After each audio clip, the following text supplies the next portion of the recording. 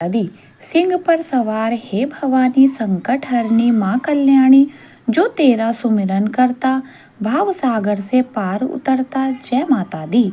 आप सभी के दिन शुभ हो और माता रानी की कृपा आप सभी पर बनी रहे। आज माँ भगवती का अपार कृपा से हम सभी माँ दुर्गा सप्तशती के 5वें दिन के अध्याय 9 और 10 का श्रवण करने जा रहे हैं। इन अध्यायों में माँ दुर्गा के दिव्य रूप, उनकी अनंत शक्ति और भक्तों पर उनकी कृपा का विस्तार वर्णन किया गया है।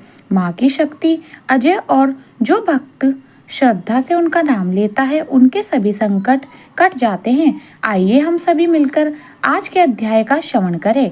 आज जो भी श्रद्धा और भक्ति से इन पावन पाठों को सुना रहा है उसके जीवन में हे जगदम्बे समस्त दुख भय और कष्ट दूर करे, उन्हें बल बुद्धि सहस और सुख समृद्धि प्रदान करे। माँ आपके आशीष से उनके जीवन में नई ऊर्जा और सकारात्मकता बनी रहे। आपके चरणों में अटूट श्रद्धा रखने वाले भक्तों को सदा आपकी अनुकंपा प्राप्त होती रहे। जय माता दी। मैं अर्धनेश्वरी की श्री विग्रह का निरंतर शरण लेती हूँ। उसका वर्णन बुंदक पुष्प और श्रवण के समान रक्त पीत मिश्रण है। वह अपनी भुजाओं से सुंदर अक्षमाला, पाश, अंकुश और वर्ध मुद्रा धारण करता है। अर्धचंद्र उसका आभूषण है और वह तीनों नेत्र से सुशोभित है। ओम नमः चंडिके। 9वां अध्याय में निशुंभ वध का वर्णन किया गया है। राजा ने कहा, भगवान आपने रक्त बीज के वध से संबंध रखने वाली देवी चरित्र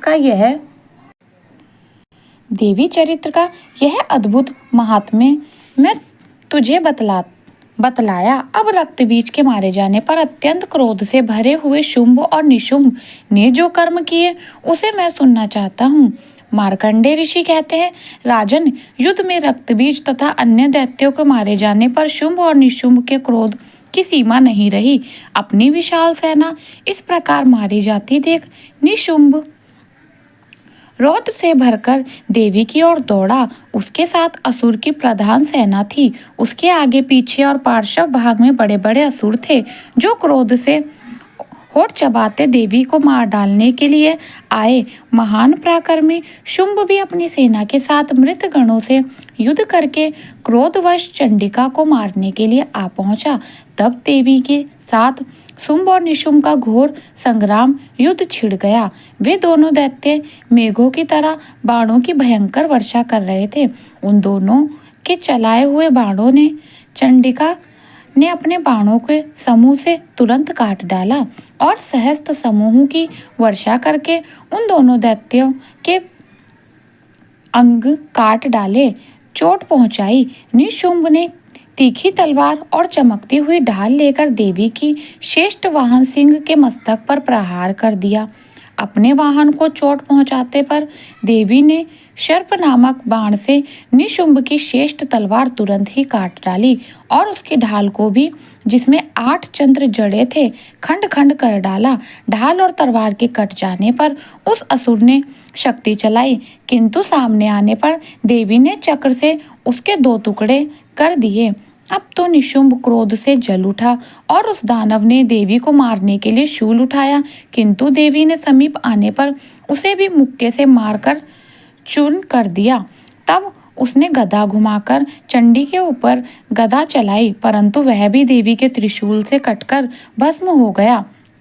दैत्य आज निशुंभ को फरस हाथ में लेकर आते देखा। देवी ने बाण समूह से घायल कर धरती पर सुला दिया। उस भयंकर पराक्रमी भाई निशुंभ की धारा शाही हो जाने पर शुंभ को बड़ा क्रोध हुआ और अंबिका का वध करने के लिए वह आगे बढ़ा। रथ पर बैठी ही उत्तम आयुध से सुशोभित अपनी बड़ी बड़ी 8 अनुपम भुजाओं से सुमोचे आकार को ढककर वह अद्भुत शोभा पाने लगा। उसे आते देख देवी ने शंख बजाया और धनुष की प्रत्यंच का भी अत्यंत दुस्सह शब्द किया। साथ ही अपने घंटे के शब्द से, जो समस्त दैत्य सैनिकों का तेज नष्ट करने वाला था, संपूर्ण दिशाओं को व्याप्त कर दिया। तदनंतर सिंह ने भी अपनी दहाड़ से, जिसे सुनाकर बड़े बड़े गजराज का महान मद दूर हो जाता था, आकाश, पृथ्वी और 10 दिशाओं को गूंजा दिया। फिर काली ने आकाश में उछलकर अपने दोनों हाथों से पृथ्वी पर आघात किया। उससे ऐसा भयंकर शब्द उठा जिससे पहले के सभी शब्द शांत हो गए। तत्पश्चात शिवदूत ने दैत्य के लिए अमंगलजनक अट्टहास किया। इन शब्दों को सुनकर समस्त असुर थर थर उठे, किंतु शुंभ को बड़ा क्रोध हुआ। उस समय देवी ने जब शुंभ को लक्ष्य करके कहा, ओ दुरात्मा, खड़ा रहे। तभी आकाश में खड़े हुए देवता बोले, उठो, जय हो, जय हो। शुंभ ने वहां आकर ज्वाला हो से युक्त अत्यंत भयंकर शक्ति चलाई। अग्निमाया पर्वत के समान आती हुई उस शक्ति को देवी ने बड़े भारी लोक से दूर हटा दिया। उस समय शुंभ के शीनदिल ने वज्रपात के समान भयंकर शब्द हुआ, जिससे अन्य शब्द को जीत लिया। शुंभ ने चलाए हुए बाणों के देवी के चलाए हुए बाणों को शुंभ ने अपनी भयंकर बाणों द्वारा सैकड़ों और हजारों टुकड़े कर दिए।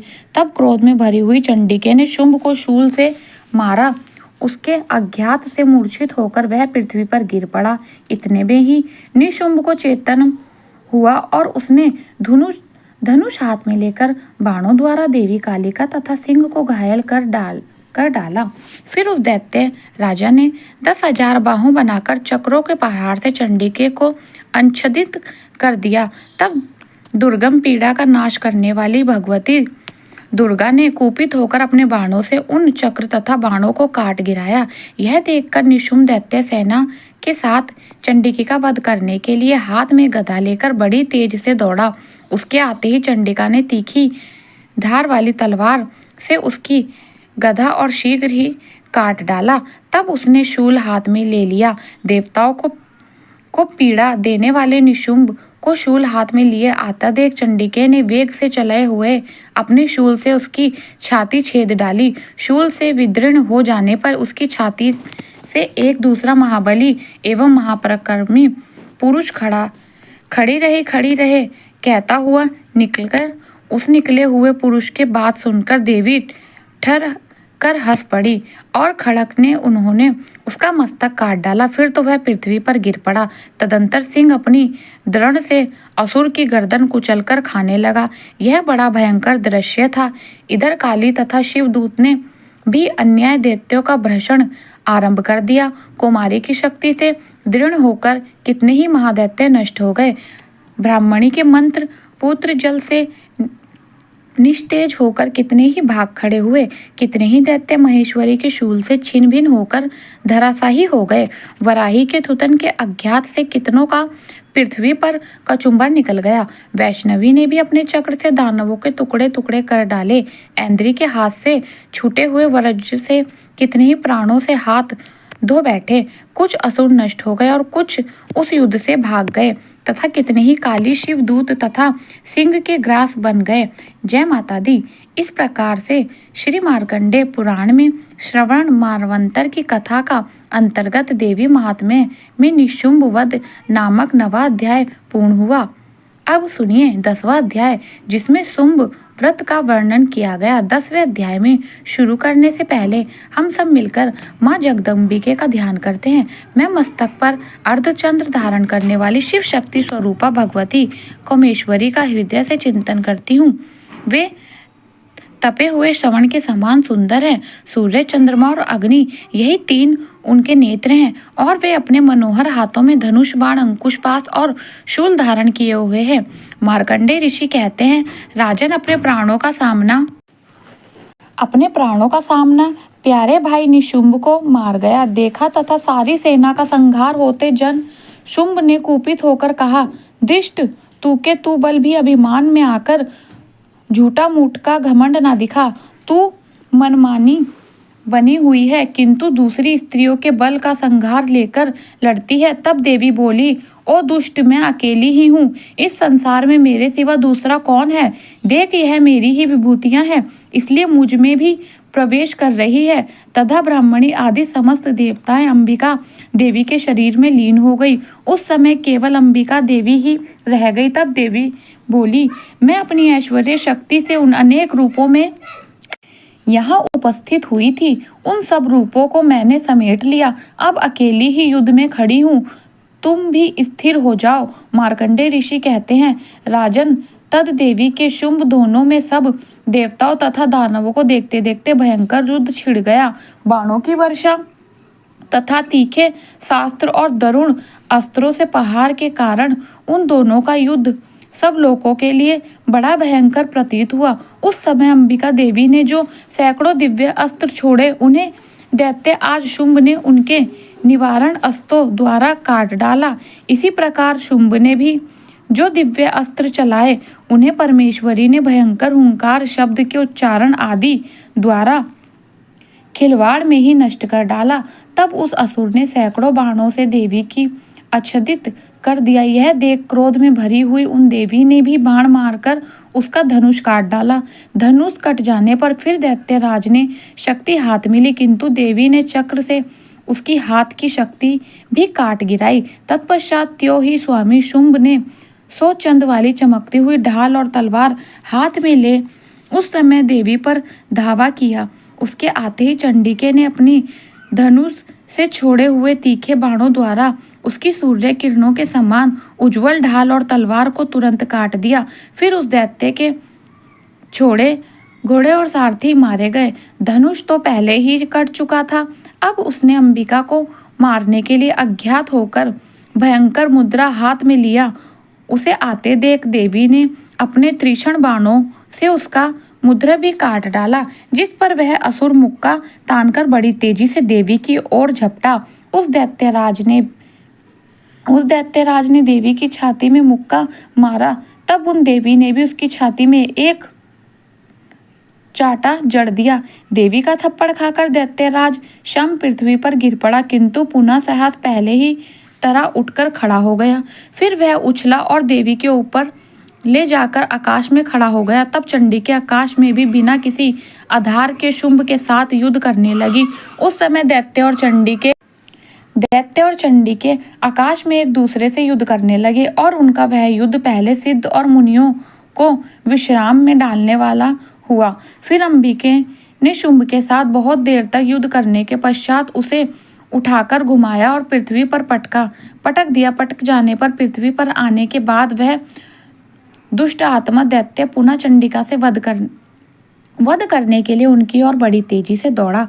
तब समस्त दैत्यों के राजा शुंभ को अपनी ओर आते देख देवी ने त्रिशूल से उसकी छाती छेद कर दी, उसे पृथ्वी पर गिरा दिया। देवी के शूल की धार से घायल होने पर उसके प्राण पखेरु उड़ गए और वह समुद्र द्वीपों तथा पर्वतों सहित समूची पृथ्वी को कंप आता हुआ भूमि पर गिरा पड़ा। इसके बाद उस दरात्मा के मारे जाने पर संपूर्ण जगत प्रसन्न और पूर्ण स्वस्थ हो गया। आकाश स्वस्थ दिखाई देने लगा।